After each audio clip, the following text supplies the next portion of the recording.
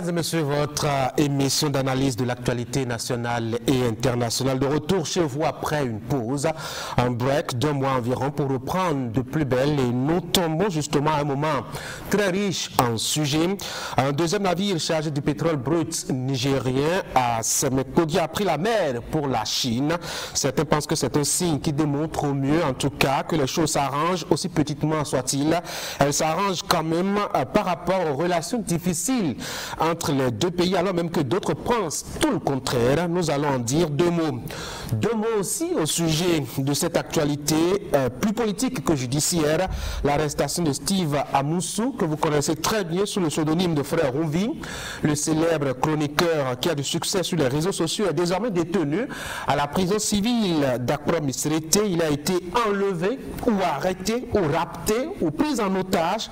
En tout cas, choisissez le mot ou l'expression qui vous convient le mieux chez vous, mais retenez que c'est un territoire togolais que cela a été fait. Beaucoup de choses se disent à propos, nous allons en parler. Nous allons parler aussi du déplacement de la date de célébration de la fête du Vodou.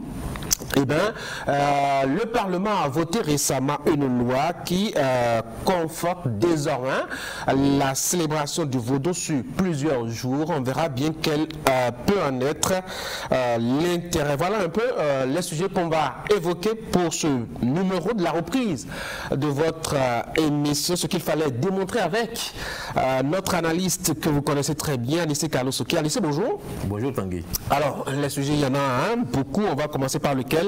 Peut-être celui qui tient le monde politico-judiciaire en haleine depuis un bout de temps maintenant, l'arrestation de Frère Rouvi, oui, qu'on connaît à l'état civil de Steve Amoussou. Vous aviez été surpris de l'information?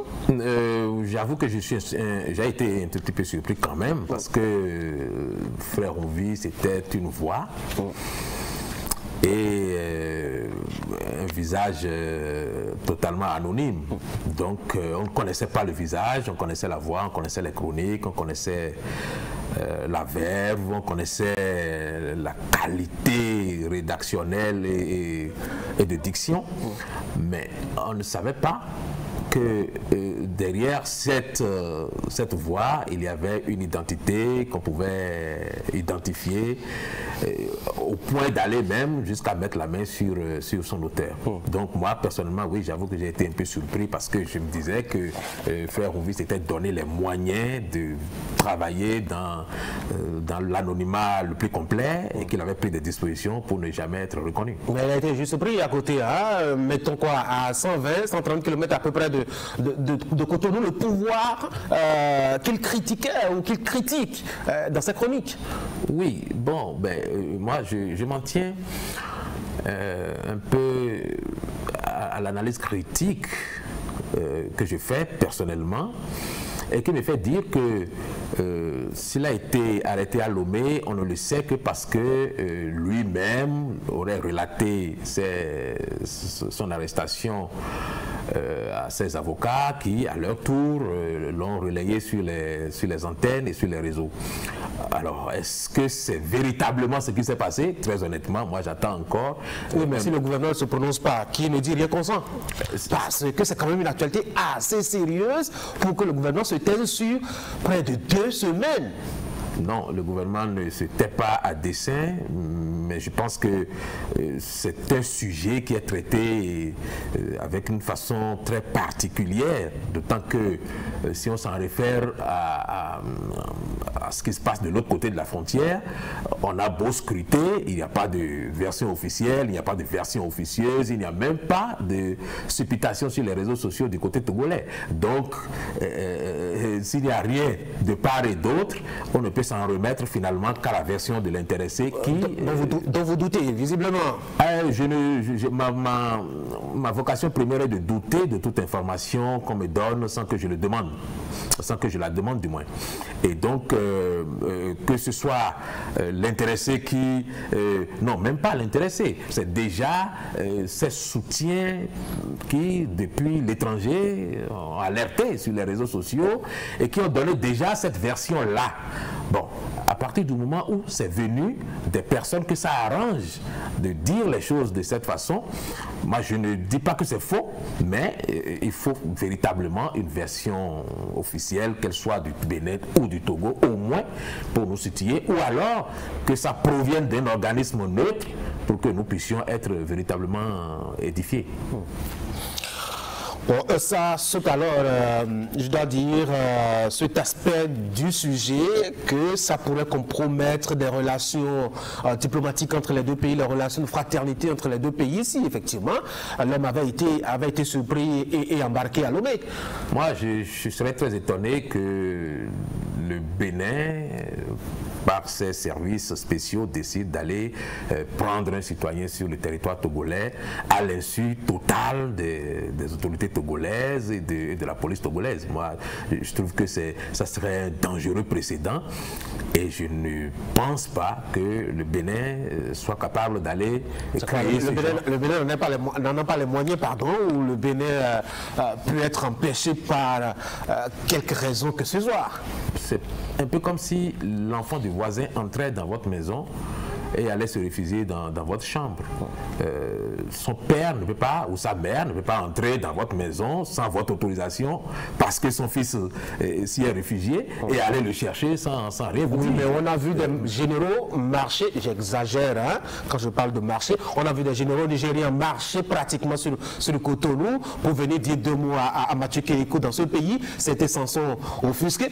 Au-delà des frontières nationales et africaines, on a vu quand même l'armée de la Russie marcher directement sur l'Ukraine malgré la protestation de la communauté internationale. En rapport de force, les États savent aller trouver leurs intérêts et les défendre, quoi que cela puisse leur coûter. Non, je pense que le parallèle que vous faites est un tout petit peu en déphasage avec l'actualité du frère Rouvi, qui en réalité n'est pas à l'origine d'une situation de belligérance entre le Bénin et le Togo. Je n'ai pas observé la moindre hostilité, je n'ai pas observé la moindre crainte, je n'ai pas observé la moindre tension entre le Bénin et le Togo depuis que... si le Bénin doit être le refuge de la plupart des opposants critiques au gouvernement qui est installé à Cotonou, on peut comprendre que Cotonou soit un peu dérangé, même s'il ne le dit pas à haute voix. Moi, ce que je constate, c'est simplement que il n'y a pas de version très officielle pour nous dire si effectivement... Vous êtes très attaché aux versions officielles. Je suis très attaché parce que je suis journaliste de profession et que je ne peux pas relayer des rumeurs sans que ces rumeurs aient été fondées et certifiées par le sceau de l'officiel. Donc, est-ce que c'est du Togo ou pas? J'attends toujours d'avoir confirmation de cela. On attend donc de voir ce que le gouvernement nous dira. En tout cas, il prendra son temps. Il me semble qu'il doit être en congé actuellement. Même si la République ne s'est pas arrêtée hein, pendant ce temps-là. Alors, on a quand même toujours, hein, par rapport à cette affaire de frère Rouvi, on a toujours les versions qui nous proviennent de la justice, enfin, je dois dire de ces avocats. On connaît désormais les chefs d'accusation, 3 au total. Pas surpris, hein, en principe, pour ce qui a été évoqué. Non, pas surpris du tout. Je pense même que c'est assez modeste et que, chemin faisant, il y aura très probablement une aggravation des charges. Parce que moi j'observe que les chroniques des frères Rouvi, qu'elles soient fondées ou non, ont quand même soulevé des lièvres, ont quand même porté des accusations assez graves, ont quand même quelque part ouvert des boulevards même pour que le Bénin ait des difficultés avec d'autres pays. Donc moi je considère que ce qui a été dit là, c'est dans les enquêtes préliminaires seulement que nous entendons ça. Donc on va changer encore le dossier. Je pense qu'il y aura une aggravation des charges et il reviendra aux avocats de faire envie de prouver. Oui, puisque vous parlez d'avocats. Les avocats, les hommes en robe noire ne sont pas très contents à Cotonou. Hein. En tout cas, le barreau l'a dit assez clairement. La façon dont frère Rouvi, alias Steve Amoussou, a été interpellé n'est pas vraiment prescrite par aucune loi de la République du Bénin. Il y a un processus pour interpeller quelqu'un. Quelle est votre analyse de la position du barreau de Cotonou? Alors moi je pense que le barreau de Cotonou a fait une déclaration de principe qui se fonde tout simplement sur les faits tels que relatés par M. Steve Amoussou à ses avocats, qui, très honnêtement, ont dit devant les caméras que la version qu'ils exposent est celle de leurs clients. Donc, les avocats ne sont pas payés pour édulcorer les choses ou pour amoindrir. Oui, mais il ne faut pas venir mentir sur les chefs d'accusation tout de même. Ce que je voudrais dire, c'est que les avocats sont payés pour exagérer, aggraver les choses de façon à ce que leurs clients puissent bénéficier d'un certain nombre de circonstances. Donc, à partir du moment où ce sont les avocats et seulement les avocats de Frère Onvi qui ont exposé leur version des faits et que leur version elle-même a pour source originale le récit de leurs clients, je considère qu'on ne peut pas sur cette base-là considérer que nous avons une vérité biblique. Par contre, quand on regarde construite le communiqué, enfin la déclaration des avocats, ils ont dit avec honnêteté que c'est sur la base de ce que les avocats de Frère Onvi ont dit qu'ils fondent leur déclaration de principe. Il y a une grande légèreté dans cette façon de présenter les choses. On peut dire ça parce que moi, ma première réaction était de souligner effectivement la légèreté d'une telle déclaration qui se fonde uniquement sur la déclaration des avocats, qui ne se fonde sur aucune déclaration officielle ni du Togo ni du Bénin, qui ne se fonde sur aucune déclaration d'un organisme neutre et qui prend pour seule source d'information. Vous n'allez pas quand même croire que les avocats du Frère Onvi ont menti, qu'on ait pu le saisir, que ce soit à Cotonou ou à Lomé ou n'importe où sur la planète Terre, qu'on ait pu aller le chercher sans convocation, sans rien du tout, sans respecter l'ordre et la procédure, etc. Qu'ils aient menti sur cet aspect. Je ne pourrais même pas penser ça. S'ils le disent, c'est certainement qu'ils en ont la certitude. Donc ça suffit largement pour que le barreau se prononce là-dessus. Le barreau pourrait se prononcer, mais moi j'aurais aimé que le barreau attende par exemple que le procureur, à un moment ou à un autre, fasse le point qu'il a l'habitude de faire dans ce genre de situation. À défaut que nous ayons une réaction venant d'ailleurs. Oui, mais depuis longtemps, le procureur se fait prier. Vous aviez compris pourquoi? Je n'ai pas compris pourquoi, et je trouve qu'effectivement, il s'est fait beaucoup prier. Peut-être parce que le gouvernement est en vacances ou que le pouvoir judiciaire est aussi en vacances, parce qu'il ne faut pas l'oublier, le pouvoir judiciaire est également en vacances. Bon, c'est peut-être pour ça que nous n'avons pas encore vu le procureur. Nous allons espérer certainement que le 7 octobre, puisque c'est à cette date-là que il y aura la comparution, la seconde comparution de Frère Onvi. À ce moment-là, les vacances judiciaires se seraient achevées et peut-être à ce moment-là, le procureur qui aurait repris du travail nous donnera beaucoup plus d'informations. Oui, mais sur le principe des avocats, on peut s'entendre. Sur le principe de la liberté aussi, on peut s'entendre. L'expression aussi, on peut s'entendre. Est-ce que quelque part, cette façon aussi d'arrêter Frère Onvi ne pose pas un petit problème en matière, puisque vous êtes journaliste, hein, et le principe fondamental qui fonde, même auquel s'adosse même le métier de journaliste, c'est la liberté de penser, c'est la liberté d'expression. Vous êtes dans le vrai quand vous dites que le principe qui fonde l'action du journaliste, c'est effectivement la libre expression. Mais vous parlez du journaliste. Et je ne sache pas que Frère Onvi ait été reconnu comme journaliste. Oui, par le passé, il a été journaliste, il a exercé la profession avant de passer communicateur, puis de se réfugier. On ne va pas faire d'amalgame. Oui. Quand on est journaliste, on écrit dans un organe de presse reconnu, on écrit dans un organe de presse qui a des responsables reconnus, on sait qui répond de quoi, et surtout, on écrit sous sa vraie identité. Et donc, je ne pense pas que Frère Onvi remplisse ces conditions-là, c'est pourquoi on ne va pas l'assimiler à un journaliste.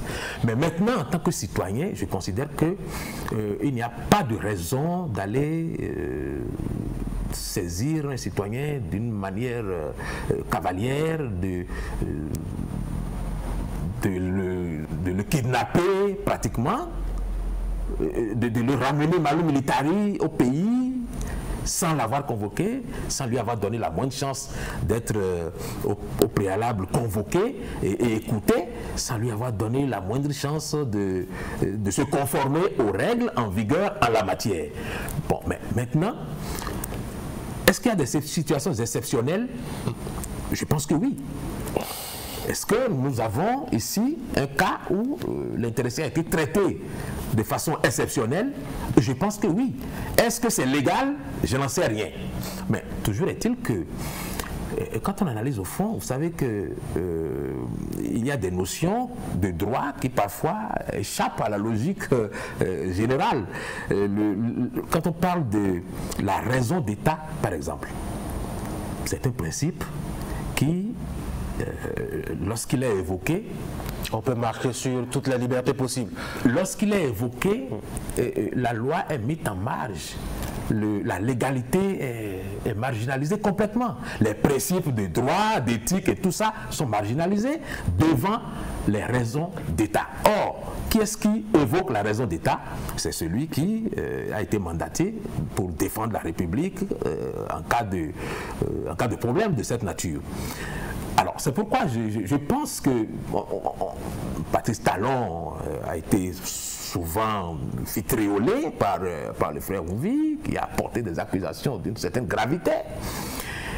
Mais quand on dit, à titre d'exemple, quand je prends une de ses chroniques où il affirme par exemple que le chef de l'État du Bénin est un trafiquant notoire de cocaïne, qu'il s'est accaparé le port, l'aéroport, les services publics et tout ça pour que le trafic puisse être juteux et s'étendre à toute la sous-région.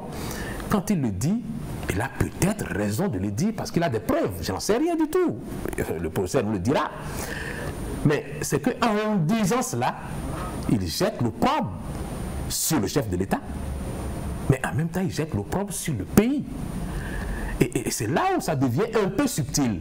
Parce qu'il faut faire la différence entre le chef de l'État, qu'on veut critiquer et même injurier si on veut, sur qui on veut cracher si on veut, et la dignité et l'honneur qui est attaché à notre patrie commune. Oui, mais frère Ouvi ne l'a pas fait avec Patrice Talon alors qu'il n'était pas chef d'État. Je pense que c'est en tant que chef d'État que frère Ouvi lui a dressé sa chronique. C'est toute la gravité de la situation que je suis en train d'essayer de vous peindre. Quand vous dites que le président est un trafiquant notoire de drogue, vous faites de notre pays un réceptacle notoire de drogue et vous mettez notre pays au banc de la communauté internationale parce qu'il serait dirigé par un narcotrafiquant. Il ne faut pas ignorer le fait que l'opprobre qu'on jette sur le chef de l'État est également jeté directement sur le pays. Or, le chef de l'État, lui, il a prêté serment pour défendre la nation, pour défendre le pays. Il a respecté les lois, la Constitution aussi. Exactement. Et il est le seul à avoir prêté ce serment. Si l'image du pays est écornée, si l'image du pays est balafrée, et que pour cela, il y a des décisions à prendre pour arrêter ça, est-ce qu'il y a des procédures pour le faire? Moi, je suis dans les conjectures, mais je suis dans les spéculations, parce que je pense qu'à partir du moment où celui dont il est question n'a pas lui-même observé les règles en la matière, qui consiste à s'enregistrer régulièrement pour avoir le droit de critiquer, parce que soit vous êtes journaliste, soit vous êtes enregistré comme opposant, et si vous êtes enregistré comme opposant, vous êtes payé pour critiquer le gouvernement. Est-ce que parce qu'un citoyen n'a pas fait les choses suivant ce que prescrit la loi, et bien l'État peut se donner la liberté de faire aussi les choses sans respecter les principes sur lesquels lui-même se fonde? Ça, c'est une première curiosité. Et puis, il y a aussi cette accusation qui revient contre le gouvernement de Patrice Talon, à savoir qu'on a l'habitude vraiment d'aller se saisir des gens vraiment en dehors, alors là totalement, je dois dire, des principes établis par les lois de la République. Notre confrère, entre-temps, a été arrêté de la même façon. Je vais évoquer Kazmi Pidjo dans ce pays. Et un peu plus haut, même les avocats de Joël Aïvon ont dit qu'ils ont été surpris qu'on ait pu se saisir de lui sur un pont, par exemple. Ricky Amadougou aussi, cela a été le même cas. Est-ce que les accusations ne s'amoncellent pas trop sur ce reproche précis-là? Je suis entièrement d'accord avec vous que ce qui tend à devenir la norme devrait en principe être une exception. Mais ce que je trouve à dire là-dessus, c'est que les chefs d'accusation ont également évolué de manière à donner à l'État les moyens d'agir comme ça. Et c'est ça qui est un peu dommage. C'est un peu dommage parce que lorsque vous avez une accusation de terrorisme qui vous plane sur la tête, à partir de ce moment-là, l'État se donne tous les moyens de vous appréhender et de ne pas prendre des gants pour vous appréhender. Et cette accusation de terrorisme est peut-être une accusation qui est peut-être un peu trop, je vais dire, utilisée avec un peu trop de légèreté et tout devient terrorisme à partir du moment où on se comporte d'une façon qui gêne le gouvernement. Et ça, c'est un peu dommage. C'est ça qu'il faut peut-être essayer de défendre, et dire aux avocats qu'il faut les communiquer, que c'est ça qu'il faut défendre, parce qu'ils ont eu le cas de Joël Aïvo. Moi, je n'ai pas entendu leur communiqué. Il y a eu le cas de Rekia, je n'ai pas eu leur prise de position là-dessus. Vous avez parlé du cas de Mikuedio, je n'ai pas eu de prise de position du barreau là-dessus. Donc, peut-être qu'il se réveille tardivement, j'en sais rien, mais il est toujours temps, maintenant qu'il se réveille, qu'il se penche. Il n'est jamais trop tard pour bien faire, et peut-être que maintenant qu'il se réveille, il pourrait peut-être voir de près ces accusations de terrorisme là, et peut-être de les étudier avec à une autre époque, cette actualité aurait soulevé des vagues jusque dans l'antichambre des partis politiques. Aujourd'hui, on se terre, hein, à part peut-être le parti Les Démocrates et les autres partis dits de l'opposition, le FNN, je crois le MPL et autres, qui se sont prononcés et qui sont même allés jusqu'à se présenter devant la criette. On n'a pas beaucoup de réactions. Hein. On n'a pas beaucoup de réactions parce que c'est un sujet qui est difficile à cerner. À part les réseaux sociaux et les avocats, personne n'a la certitude que Frère Rouvi, c'est Steve Amoussou. Ça, c'est ce que... Oui, il y a eu un moment où quelqu'un a jeté aussi le doute sur l'identité, etc. Je n'en sais rien. C'est pourquoi je vous dis, tant qu'il n'y a pas de version officielle, il y a des organismes, par exemple, un organisme comme Amnesty International est prompt à réagir sur des sujets comme celui-là. Mais je suis sûr qu'il manque d'éléments probants et c'est pour ça qu'un organisme comme Amnesty ne se prononce pas encore pour l'instant. Donc il faut encore attendre que nous ayons des précisions. Mais pour ce qui concerne spécifiquement le frère Rouvi, je pense que l'opposition, en prenant fait et cause pour lui, le reconnaît comme un opposant et surtout comme un activiste politique, un web activiste si vous voulez. Et c'est pour ça que eux autres, ils endossent ce soutien et essaient de l'aider dans les difficultés qu'il a. Parce qu'il y a des personnes qui ont été arrêtées dans ce pays aussi, dans le cadre dans le cadre des critiques faites au gouvernement. On n'a pas vu l'opposition se positionner, se mobiliser autant que nous voyons là, parce qu'ils sont même sortis pour aller à la criette, se faire voir et apporter un soutien. Avec les attributs de l'État et tout, voilà. Pour les députés. Ils sont allés aussi loin que possible dans le soutien qu'ils peuvent apporter à M. Steve Amoussou. Cependant, j'observe qu'ils n'avaient pas eu cette attitude-là par le passé et qu'en faisant ce qu'ils font là, on a le sentiment que le chroniqueur servait leur cause et qu'ils avaient intérêt, un intérêt particulier. Oui, les politiciens sont toujours des opportunistes, non? Et ça peut se comprendre. On peut dire ça, mais ça ne semble pas être tout à fait de l'opportunisme. J'ai l'impression que c'est l'une des pièces charnières sur lesquelles l'opposition comptait pour échafauder un plan dans le cadre de la reconquête du pouvoir qui vient de tomber, et je pense que c'est ça qui les incite à avoir ce genre de réaction.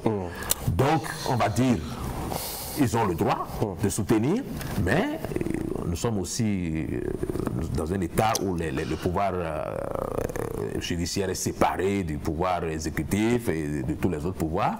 Et je pense que cette façon de faire pression aussi peut être discutée. Le silence du gouvernement?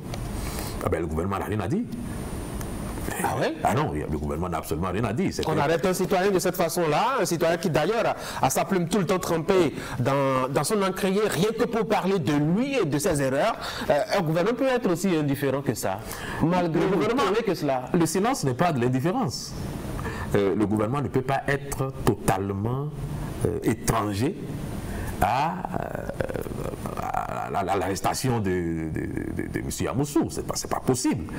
Donc, si c'est le gouvernement lui-même qui est le commanditaire de l'action, je ne vois pas pourquoi il viendrait sur la place publique tout de suite pour commencer par dire un certain nombre de choses, alors même que l'enquête n'a pas encore été bouclée, que M. Steve Moussou pourrait sortir même peut-être la semaine prochaine, enfin le 7 octobre avec les excuses du procureur, on n'en sait rien du tout. Donc non, le gouvernement, qu'est-ce que le gouvernement dirait s'il sortait aujourd'hui? Il dirait rien qui aille dans le sens d'éclairer la lanterne de l'opinion. Ces soutiens sont allés très loin aussi, hein, au-delà même de se présenter devant la Cour de répression des infractions économiques et du terrorisme. Ils ont décidé, en tout cas pour ceux qui en avaient le pouvoir, les moyens conférés par l'État, ils ont décidé de poser quelques questions au gouvernement. Éric Rondeté d'ailleurs, hein, qui s'est porté volontaire pour déposer une série de questions à l'Assemblée nationale, à l'adresse et à la boîte postale du gouvernement. Qu'est-ce que vous en pensez? C'est tout à fait logique, c'est dans la droite ligne de la position que le parti, les démocrates, a observée depuis l'arrestation de M. Yamoussou. Donc moi je considère que à ces questions, le gouvernement sera forcé de répondre, à défaut de nous donner des réponses spontanées. Ils seront obligés d'aller au moins à l'Assemblée pour dire ce qui s'est passé. Et c'est peut-être à ce moment-là que nous aurons une véritable version officielle des faits. Vous pensez que cette actualité-là va perturber, je me sens griffé, la tranquillité politique qu'on a au Bénin depuis, alors même qu'on s'aventure à grandes enjambées vers 2026, qui est quand même une année assez importante, une année électorale assez importante pour l'histoire du Bénin? Non, je ne pense pas que véritablement ça va secouer le microcosme politique. Je pense qu'aujourd'hui, l'opposition est un peu dans la dèche. Ils n'ont pas de thème, ils n'ont pas de programme, ils n'ont pas de projet. Ils sont un peu en hibernation. Et ça, c'est un peu comme du pain béni qui tombe. Il fallait qu'ils réagissent un peu. Mais en dehors de ça, je ne pense pas que ça aille beaucoup plus loin. Parce qu'on a beau être convaincu de faire de l'opposition, lorsque certains individus se retrouvent dans les mailles du filet et ont des difficultés à s'en sortir, l'opposition ne s'y attarde pas. Ricky Amadougou est toujours en prison. Hein. Mais ils n'ont jamais arrêté de faire du bruit autour. Il y a même une loi qui sommeille, une proposition de loi qui sommeille, qui somnole, qui dort à la limite, sinon qui est dans un coma à l'Assemblée nationale, qu'on a rangé aux oubliettes pour donner priorité à autre chose. Si vous dites que c'est aux oubliettes, alors vous m'avez compris. Oui, mais eux, ils ont fait ce qui est de leur devoir, à savoir déposer la proposition, quitte à ce que, étant faible numériquement, que les autres les accompagnent. Oui, bon, c'est ce que j'ai dit. Ils font ce qu'ils peuvent dans la mesure où ils ont l'actualité qui les sert. Mais fondamentalement, je ne vois pas du tout une action construite et soutenue de la part de l'opposition. Et d'éventuelles confidences de Steve Yamoussou ne pourraient pas déranger l'ordre normal des choses dans la République. On a vu des gens s'inquiéter. Enfin, les quotidiens s'inquiètent pour des gens. Je pense qu'il vaut mieux s'en remettre un peu à ce que le procès va révéler, parce que oui, c'est vrai qu'il avait certainement des informateurs, mais il n'était pas une foule non plus. Donc oui, peut-être qu'il y a une ou deux personnes qui pourraient se retrouver en difficulté, mais bon, ça ne va pas être un séisme. vous faites tout pour banaliser l'élément, le sujet, hein, j'ai l'impression que c'est très banal. Je ne banalise pas du tout, mais il s'agit d'un confrère, enfin je ne veux pas dire un confrère, il s'agit d'un citoyen qui a décidé de faire un combat politique avec les moyens qu'il a choisis et qui en face s'est retrouvé avec un pouvoir public qui a décidé de mettre un terme à ces agissements. Bon, ça, c'est un fait. Ça ne va pas créer un séisme politique, c'est ce que j'essaie de dire. Il y a certainement un citoyen en difficulté, il y a des gens qui vont le soutenir, il y a un procès qui aura lieu, il sera peut-être condamné, il sera peut-être libéré, mais dans le fond, ça ne sera pas une activité tout à fait déterminante dans la suite des événements. Allez, de la politique à la culture, hein, c'est vrai que c'est un grand pas, il faut le dire tout de suite, mais la culture peut conduire à une politique de développement assez intéressante, et le sujet que je voudrais qu'on examine ensemble, c'est celui-là relatif justement au vote de cette loi-là qui confère désormais une nouvelle date de célébration de la fête du Vaudou. Avant, et par la magie et la décision du gouvernement Soglo, c'était le 10 janvier. Désormais, on efface cette date-là du calendrier national, et puis on retient plusieurs autres jours, hein, à savoir que ça va se célébrer notamment le deuxième vendredi du mois de janvier, et puis que la veille est férié, et donc on a tout le week-end aussi pour faire la fête avec les vaudous, pour qui on aura fait beaucoup de libations. Oui. C'est quoi cet achalandage, cet échafaudage qu'on a conçu là? C'est dans la droite ligne de ce que nous avons vécu récemment, à savoir l'organisation des Vodou Days, qui ont nécessité un bilan à partir duquel, bon, mais le gouvernement a pensé qu'il fallait aller un peu plus loin.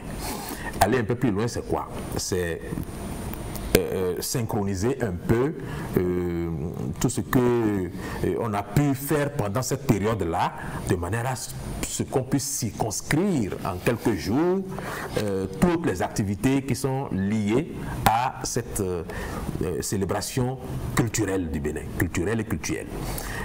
C'est quand c'est regroupé en quelques jours précis qu'on peut établir un programme qui permet à des touristes de venir de façon ponctuelle, sachant combien de temps va durer leur séjour, pour faire le tour de la question, pour s'éclater complètement et s'immerger, le cas échéant, pour ceux qui ont envie de retrouver leurs racines. Donc moi je pense que si le gouvernement a travaillé en synergie, il faut le souligner, en synergie avec le comité des rites vaudous qui a été créé pour réfléchir et faire des propositions en la matière, je pense que c'est une décision qui a été mûrie sans aucun doute, et qui a pris en compte tous les paramètres qui permettent d'organiser des jours de culte et de célébration de la culture et de l'art de chez nous, de façon à ce que le Bénin soit pendant ces 4 jours-là le centre ou même l'épicentre de la culture vaudou.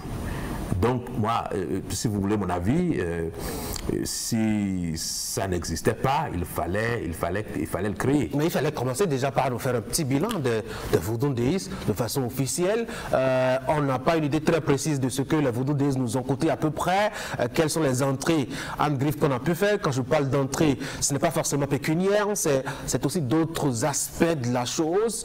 Quand on parle culture, on ne nous en a pas parlé suffisamment. Est-ce qu'une seule expérience de Vodou Days suffit largement pour instaurer à partir d'une loi une nouvelle tradition alors qu'on avait d'autres habitudes?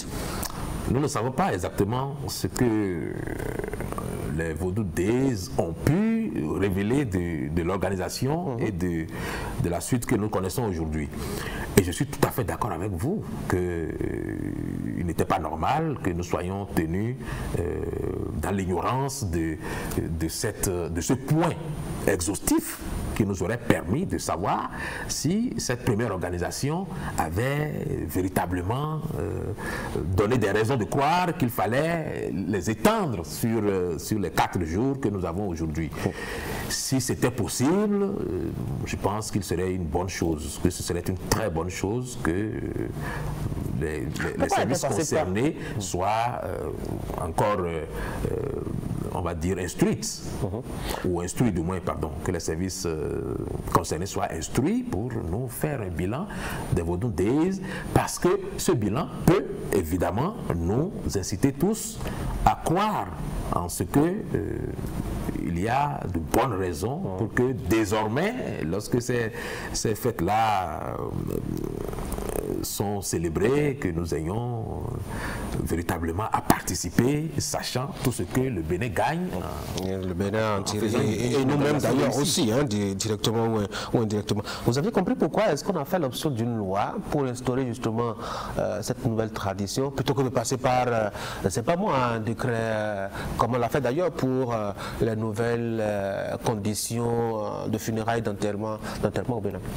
Je pense que le souci ici a été de ne pas laisser une célébration comme celle-là un peu dans l'informel, de manière à ce que n'importe quel gouvernement qui arrive décide de changer l'ordre des choses ou de revenir en arrière. Nous avons vu Ouida 92. Ouida 92 a été une fête exceptionnelle, mais dès que le président Mathieu Kérékou est venu, qui avait des convictions religieuses fortes, très évangéliques, a décidé que ça ne pouvait pas être sous sa présidence que l'on ferait une célébration de cette nature-là. Donc, on l'a remplacé par un programme qu'on avait appelé à l'époque la route de l'esclave, qui a effectivement réuni les Béninois de la diaspora, les Américains, bref, le milieu évangélique qui est venu sur le territoire béninois pour célébrer un peu la traite négrière et en faire un souvenir. Bon, maintenant que le 10 décembre a été rétabli depuis le départ du président Kérékou de façon... Le 10 janvier. Le 10 janvier du mois a été rétabli depuis le départ du général Kérékou pour être célébré de la façon la plus complète. Par un évangélique en plus aussi. Par un évangélique qui n'y participait jamais, mais qui avait quand même permis qu'il y ait une certaine éclosion, qui avait donné les moyens, même par moment, pour que ça se passe très bien. Et on n'a pas formalisé. Et ne pas formaliser, c'est laisser l'occasion et l'opportunité à n'importe qui d'autre de venir et de faire une remise en cause. Est-ce qu'on n'a pas l'impression trop que l'État se mêle trop de confessions religieuses et surtout de cet aspect-là? Il y en a qui sont sortis, hein, qui ont crié à la laïcité de l'État. L'État doit rester équidistant de toutes les religions.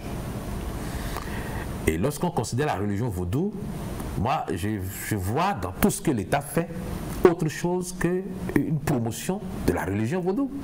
C'est la promotion de notre culture. C'est ce que nous sommes. Oui, mais les deux ne sont pas détachables, justement. C'est détachable. On ne peut pas parler de vaudou. C'est totalement détachable. Forcément, c'est l'aspect religion. C'est totalement détachable parce que vous verrez que la plupart des personnes qui sont présentes lorsque nous faisons la célébration des Vodou Days ne sont pas que des vaudouisants. Il y a des chrétiens, il y a des musulmans, il y a des animistes aussi. Donc, ce n'est pas seulement ceux qui reconnaissent le vaudou et qui en font l'objet de leur adoration qui célèbrent le Vodou Days. Les Vodou Days, ce sont les Béninois dans leur grand ensemble. Il y a même on va dire, des personnalités appartenant à d'autres cultes qui ne sont pas gênés d'aller participer à des séances de festivités en l'honneur de notre culture. Donc moi, dans ce que fait le gouvernement, moi je ne vois que la promotion de nos cultures, de notre culture et de nos valeurs. Je ne vois pas du tout la promotion du vaudou, parce que moi quand je vais au Vodou Days et que je suis impressionné par ce qui se fait, que je cherche à découvrir ce qui se fait, c'est pas parce que j'ai l'habitude d'aller m'agenouiller devant un fétiche pour l'adorer. Ou que vous avait les bas derrière. Les bas derrière ma case. Donc, oui, donc il faut comprendre qu'il faut dissocier complètement l'aspect religieux du vaudou de son aspect culturel qui est, à mon sens, ce qui intéresse le gouvernement pour faire la promotion de notre pays, le révéler à nous-mêmes et au reste du monde. Il y a une polémique sournoise, ça il faut le reconnaître, mais elle existe quand même, qui souligne le fait que le gouvernement talon est dans une logique parfois de réécrire à la limite l'histoire du Bénin, sinon même dans une logique de saccage de l'histoire du Bénin. Le 10 janvier désormais s'est effacé, en tout cas par la loi, donc on oublie Nicéphore Soglo, l'hôtel PLM Alidjo cassé désormais, on a parlé même du domicile de Mathieu Kérékou qu'on a cassé pour en faire les jardins de Mathieu par exemple, etc. Est-ce que vous avez cette lecture-là quand on croise les événements qu'on est dans une logique de réécriture, je dois dire, de l'histoire du Bénin? Je l'ai souvent entendu et je pense que ceux qui le disent n'ont peut-être pas tort. Sauf que nous sommes dans un monde qui est dynamique, la vie elle-même est dynamique, et quand nous regardons derrière nous, nous ne voyons rien qui appartienne au XVIIIe siècle. Donc, à un moment ou à un autre, ce que quelqu'un a construit aujourd'hui peut être modernisé demain ou effacé. Et ce qui est important, il ajoute même la révision de la Constitution, soit dit en passant. Oui, oui, ce qui est important. Je vous entends. Oui. Et moi, ce qui est important pour moi, c'est que nous ayons de la mémoire et que nous puissions conserver cette mémoire.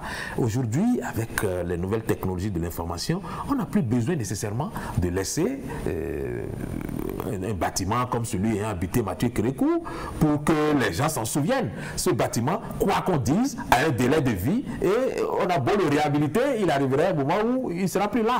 Mais par contre, on peut... Mais ailleurs, on a vu des églises de 400 ans, de 500 ans. Ça a brûlé dernièrement à Notre-Dame de Paris. Les gens ont eu de l'émotion. Partout sur la planète Terre, ils ont trouvé les moyens de conserver l'essentiel, même s'il y a la modernisation. Pourquoi est-ce que nous-mêmes, on ne peut pas avoir cet esprit de conservation pour que, aux anciennes pages qui sont écrites, que les nouvelles s'associent ou soient liées, afin qu'on connaisse ou qu'on arrive à identifier l'itinéraire de l'histoire du Bénin? Je suis d'accord avec vous qu'il faut absolument garder la mémoire, et c'est de ça que je parlais. Garder la mémoire, aujourd'hui, ce n'est plus forcément laisser les bâtiments en l'état ou laisser une place en l'état. Quand vous entrez dans nos maisons familiales, les cases que nos ancêtres ont laissées ne sont plus visibles. Quand vous rentrez dans nos maisons, les cases que nos grands-pères ont laissées sont à peine visibles. Il faut travailler à moderniser ça parce que sinon, l'étranger qui arrive se demande s'il y a des enfants qui ont hérité de ces biens-là. Donc, par contre, on fait faire vivre la mémoire en gardant des images. Aujourd'hui, il y a la possibilité de faire les choses en 3D, en je ne sais pas quoi, ou de sorte que dans un musée, vous puissiez, comme ça se fait aujourd'hui en Europe, revivre exactement ce que les gens qui occupaient cet espace-là vivaient au moment même où le bâtiment a été occupé. Aujourd'hui, on aurait pu avoir des images, mais de vraies images reconstituées complètement de la vie qui était menée dans le bâtiment qui abritait le général Mathieu Kérékou. Aujourd'hui, on entend faire disparaître le marché d'Antopa. Il faudrait que dans 100 ans, nos enfants puissent, en entrant dans un musée, vivre exactement la réalité de Dantopa au moment où Dantopa a été rasé. Donc ça, ce sont des choses qui sont faisables. Aujourd'hui, la science a évolué et ça nous permet de faire ces choses-là. Parce que, vous savez, la gestion de l'espace, qu'on le veuille ou non, pose problème et on ne peut pas, au nom de la préservation des souvenirs, laisser des espaces qui ne soient pas plus tard réoccupés. Même les cimetières seront réoccupés. Même, je ne sais pas, il n'y a aucun domaine qui ne soit destiné à être rasé pour être réoccupé. Ce n'est qu'une question de temps pour que l'on considère que les priorités peuvent varier. On peut dire qu'aujourd'hui, bon, par rapport à la situation que nous avons, c'est Gatopa qu'il faut raser. Demain, on dira c'est le cimetière de Sommet qu'il faut raser. Après, demain, on dira peut-être le palais de la Marina. Le palais de la Marina qu'il faut raser. Donc, on a besoin d'espace parce que la démographie nous oblige à occuper toujours plus d'espace. Nous sommes 13 millions aujourd'hui et si on doit envisager où est-ce que les 13 millions de personnes seront enterrées, je pense que le Bénin peut-être tout entier ne suffira pas pour nous enterrer tous. Donc il faut besoin de mètres carrés. Il faut bien à un moment ou à un autre faire disparaître des vestiges. Maintenant, les faire disparaître, ce n'est pas effacer la mémoire. On peut faire vivre la mémoire à travers des reconstitutions que nous pouvons vivre en grandeur nature lorsqu'on rentre dans un musée et qu'on décide de replonger dans son histoire. On va aborder notre dernier sujet. J'ai à peu près 8 minutes pour qu'on l'évoque. Ça a dû batailler dur, hein? Ça a tourné en rond. Après le premier navire qui a chargé 1 million de barils de pétrole à Semekoudi, la querelle s'est intensifiée entre les deux pays. Je veux parler du Niger et du Bénin, ce qui a fait que le robinet a été fermé du côté de Niamey. Les tractations ont repris grâce à l'intervention des deux anciens chefs d'État béninois. Il y a une séance à Cotonou qui a pu quand même faire se rencontrer les deux parties qui ont discuté. Puis, on n'a rien eu de cette séance-là, en tout cas officiellement, mis à part un reportage de la télévision nationale nigérienne, du Niger. On n'a rien entendu, aucun compte rendu, rien du tout. Et voilà qu'on nous annonce du jour au lendemain, comme ça, qu'il y a un deuxième navire qui a chargé 1 autre million de barils de pétrole et qui cette fois-ci se dirige vers Pékin. Les relations entre les États ont ceci de particulier que tout ce qui se négocie n'est pas public, n'est pas rendu public et peut donc se faire dans les couloirs, se faire dans les salons, de manière à ce que le grand public ne sache pas tout à fait ce qui se passe en temps et en heure.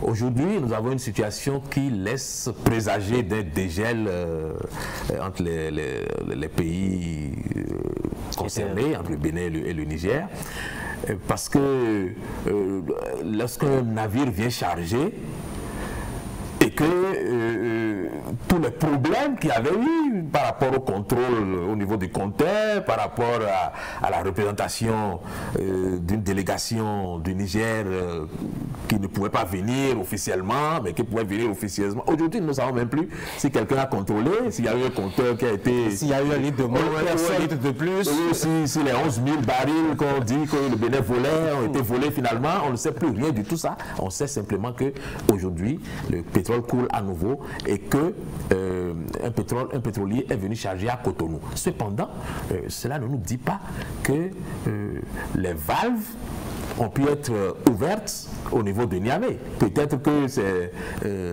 comment on va dire, une réserve qui était à Cotonou, qui contenait un certain nombre de millions de litres, qui a été la source de l'approvisionnement, parce que nous ne savons pas si le pipeline qui a été endommagé a fini par être réparé. Et si, voilà notre aspect. Et si en définitive, c'est du Niger que le pétrole coule vers le Bénin. Donc, moi, je considère que c'est dans tous les cas une avancée et une situation comment on va dire, de dégel entre les deux pays et que finalement, bon, on dira un grand merci à tous ceux qui y ont contribué. Oui, mais il y a quand même eu des quotidiens dans la semaine, c'est vrai qu'ils étaient rares, hein, 1 ou 2 je crois, qui ont quand même émis beaucoup de réserves par rapport à ce supposé retour à la normale en perspective entre les deux pays. Vous aviez évoqué par exemple l'état des pipelines qui avaient été endommagés. On ne sait pas si entre-temps ça a été réparé. Mais l'autre élément aussi qui peut nous amener à faire des réserves, c'est quand même la sortie du général Tiani au lendemain de cette rencontre à Cotonou là, entre les deux pays. On n'a pas eu l'impression que le général a déposé complètement les armes et que désormais il a tendu la fleur. On peut faire cette lecture-là, je vous l'accorde, mais je pense que la sortie du général avait plus comme raison s'exprimer, d'expliquer à l'opinion du Niger pourquoi il y a un durcissement de la position du Niger par rapport à notre pays et peut-être par rapport à d'autres pays. Et je pense qu'il s'adressait plus à ses compatriotes pour justifier un certain nombre de choses parce qu'il n'a pas fermé la porte à un retour à la normale. Et même s'il l'a fait sur la base de peut-être, il a quand même laissé entrevoir une possibilité de rétablir les relations avec le Bénin. Moi, le baromètre le plus important pour moi dans cette affaire, c'est l'ouverture de la frontière entre les deux pays. Et tant que cette frontière n'est pas ouverte, je considère que effectivement il y a encore beaucoup à faire, beaucoup peut-être à négocier avant que ces relations soient redeviennent du moins normales, aussi normales qu'elles étaient avant le coup d'État du général Tchiani. De toute façon, on verra bien si un autre navire va venir à Cotonou dans les prochains jours. Effectivement, ça sera une confirmation de ce que, effectivement, tout va bien. Alice Kalosuke, merci. C'est moi qui vous remercie. Mesdames et messieurs, c'est la fin de cette émission. Merci d'avoir été là. Portez-vous bien.